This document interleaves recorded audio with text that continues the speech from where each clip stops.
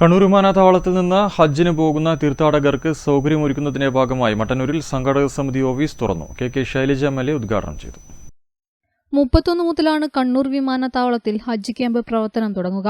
June 1 പുലർച്ചെ തീർത്ഥാടകരുമായി ആദ്യ വിമാനം പുറപ്പെടും. ഹജ്ജ് ക്യാമ്പിന്റെ ഒരുക്കങ്ങൾ പൂർത്തിയായി വരികയാണ്. പ്രവർത്തനങ്ങൾക്കായി മുഖ്യമന്ത്രി രക്ഷാധികാരിയായി വിപുലമായ സംഘാടക സമിതി രൂപീകരിച്ചിട്ടുണ്ട്. 3246 തീർത്ഥാടകരാണ് കണ്ണൂർ വിമാനത്താവളം വഴി യാത്ര ചെയ്യുക. 350 പേർക്ക് വീതം പോകാവുന്ന സൗദി എയർലൈൻ സർവീസാണ് കണ്ണൂരിൽ നിന്നും ഏർപ്പെടുത്തുന്നത്.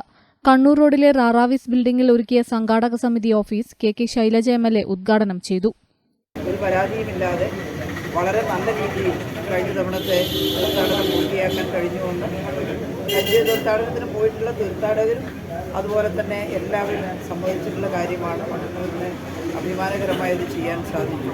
ഹജ്ജ് കമ്മിറ്റിയും നഗരസഭയും എല്ലാം അതിനകത്ത് സ്തുത്യർഹമായ പ്രവർത്തനമാണ് നിർവഹിച്ചത്.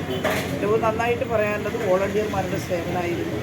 അതെല്ലാം ഇത്തവണയും നമുക്കതുപോലെ ഉപയോഗപ്പെടുത്തണമെന്ന് തന്നെയാണ് ഇന്ന് ഞങ്ങൾ ഈ സംഘാടക സമിതി ഓഫീസ് ഉദ്ഘാടനത്തോടെ തീരുമാനിച്ചിട്ടുള്ളത്. PTA റഹീം എം.എൽ.എ അധ്യക്ഷത വഹിച്ചു.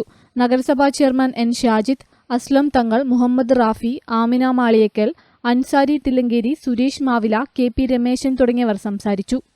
News bureau, Mattannur.